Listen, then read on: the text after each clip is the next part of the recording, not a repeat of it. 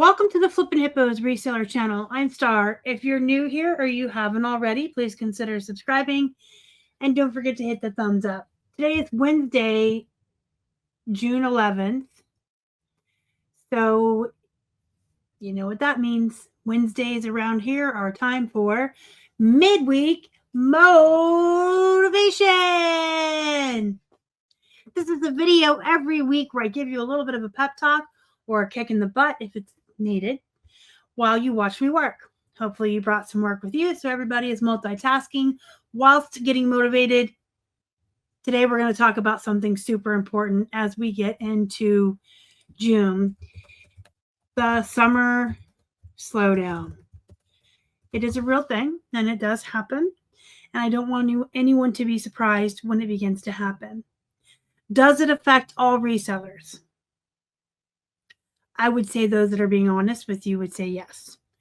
There are some that say they aren't affected, and it could be what they're selling or what niche they're in. But, realistically speaking, the majority of the population during the summer has children home or off of school. They have vacations. They're spending more time outside, hiking, camping, gardening, all of the activities that all of the people do during the summer that keeps them outside and off of their devices.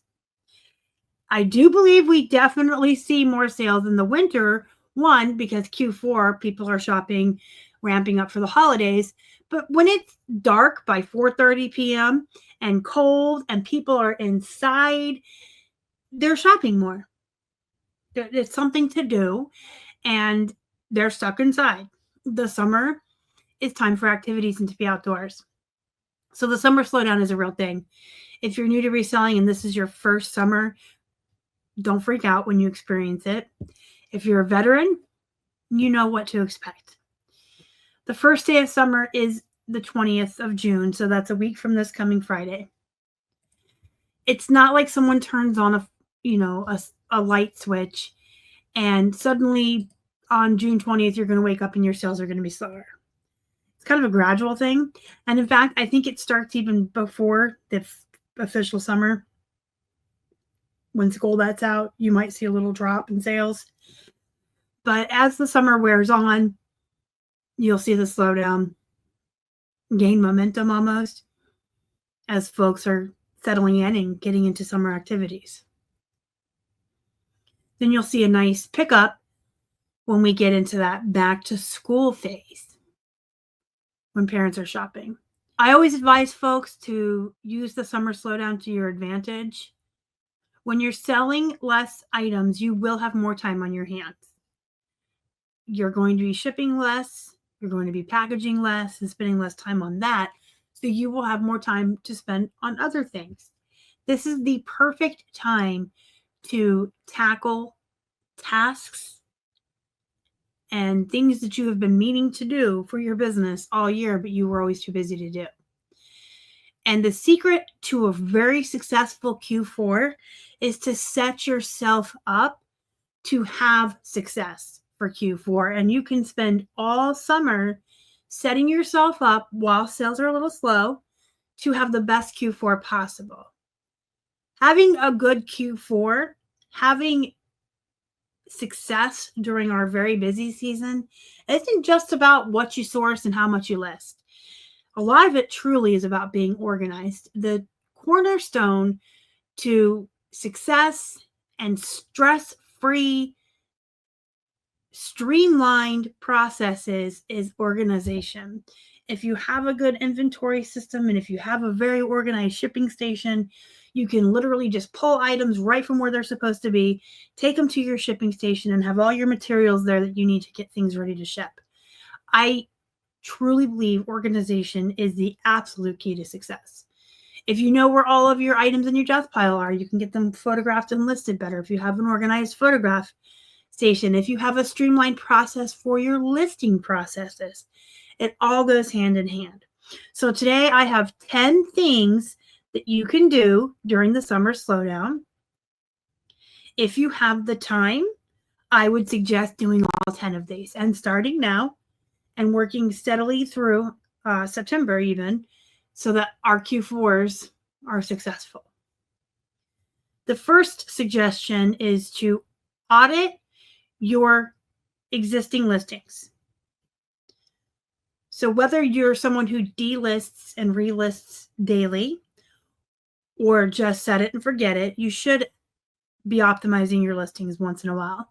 Those of you that delist and relist, whatever listings that you're delisting each morning, you should be optimizing the title, checking the photos, looking at the description.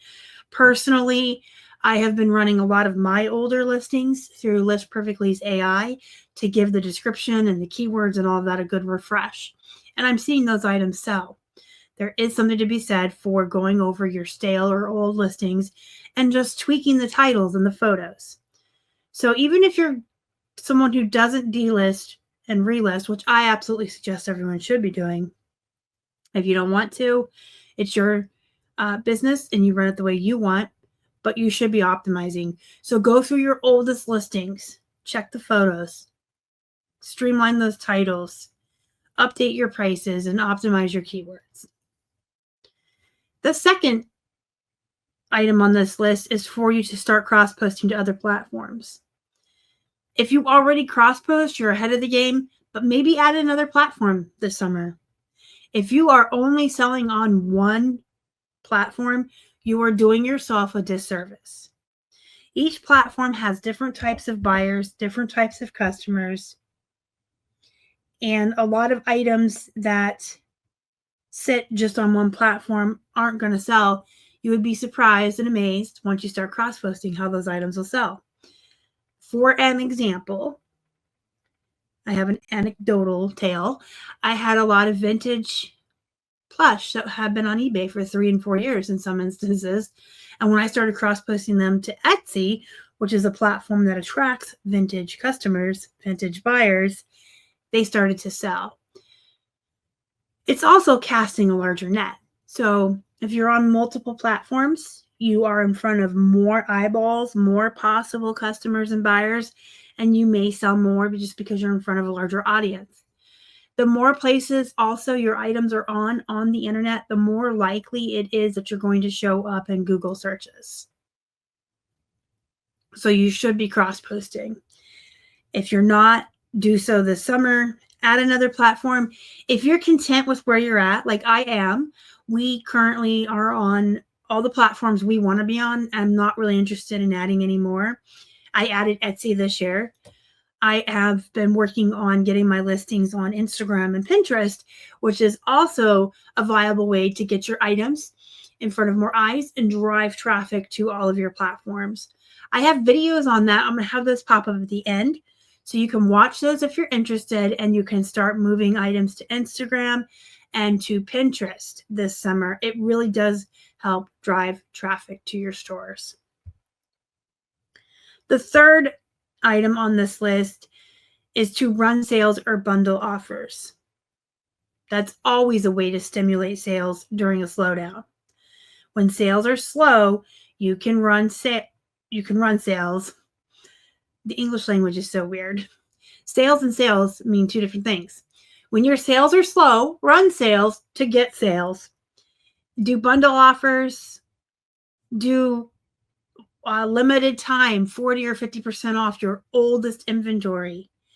And be willing to accept those offers sometimes on your old items. Don't get so married to your inventory that you're not willing to move it, especially when it's stale. Always list items at what they're worth. Don't race to the bottom, but you can run 40 and 50% off sales on some of your older stuff. A group of my friends and I from the List Perfectly listing parties have been learning how to let go of items, and we're going through our stuff that's a couple of years old or older, and clearancing it out, and it's working. So focus on how you source and what niches you're in. This is the fourth tip. Maybe this summer during the slowdown is the time when you add a new type of item, a new category to your store, where you get savvy in a new niche, where you research and add something to your wheelhouse. If you're content with what you sell and you don't want to add any types of items or new categories, look for how you can source those items smarter. Look for new avenues of bulk buys, wholesale buys. When sales are really slow, you can even go exploring. This is also the time when yard sales, church sales, garage sales are happening. Go out, scour those. Go exploring. Look for those hole-in-the-wall, tiny little thrift stores in your neighborhood that maybe you've never been to. This is the time to really focus on finding places to source, thinking outside of the box, and maybe adding new types of items. Getting ready for Q4. Again, as we go, through the summer, you're getting close to that back to school time, that Halloween time. So you may want to already in the summer be thinking of back to school items and Halloween costumes. The 5th, a branding refresh. A branding refresh. I almost said refresh. Refresh. So if you have a store subscription on eBay, you can update your little banner in your store in the background. You can get thank you cards, thank you stickers. If you're a reseller that does social media for our community, you can make more reels on your Instagram. You can add YouTube. I really think you need to keep the two worlds separate, though. There's social media and branding for you as a reseller towards your buyers, and then there's towards the reselling community. And I do suggest keeping those separate. I have 2 Instagrams. One is called the Hippo Hut, which has our items for sale on it. And one is called Flippin Hippos, which is actually for a different audience. That's for other resellers in the community.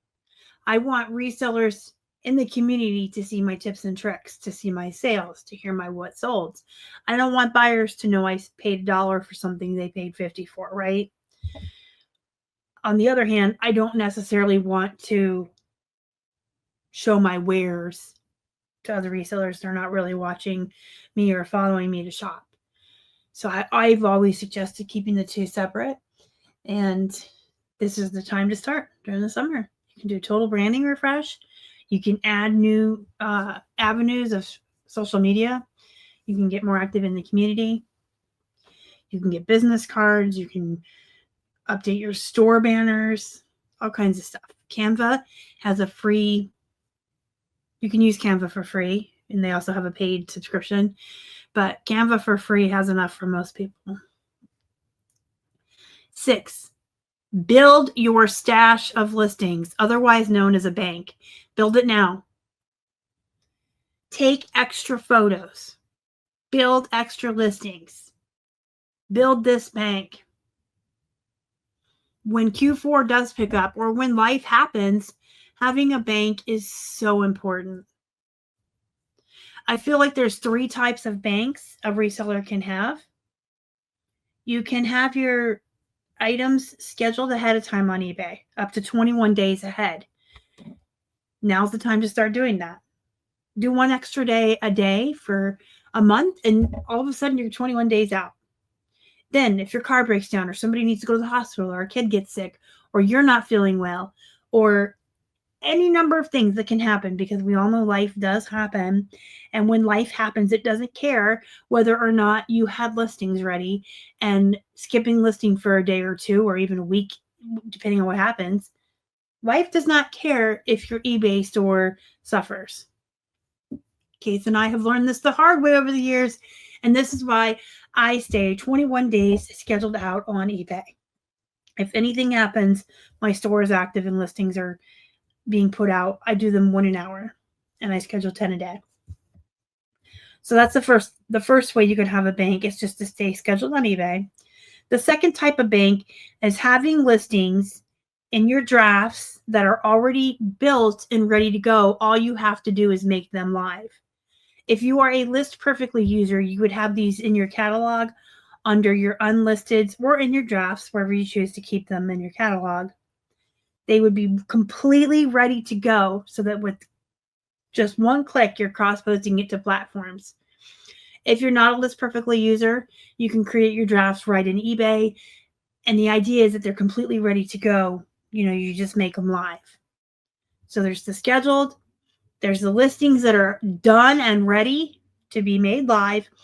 And then there's a bank of items that have been photographed that are waiting to be made into listings.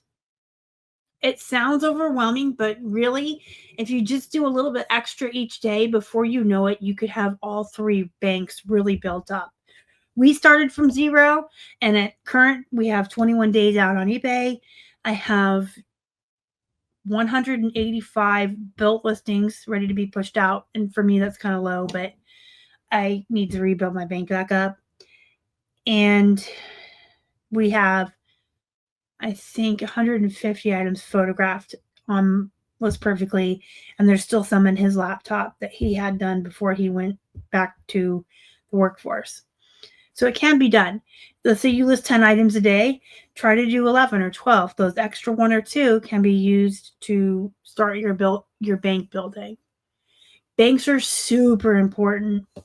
And a lot of people think they just don't have time for it, but you really do. You don't even really need summer slowdown. You could just do 1 or 2 extra a day. But banks are super important, and I really suggest that this be something you focus on.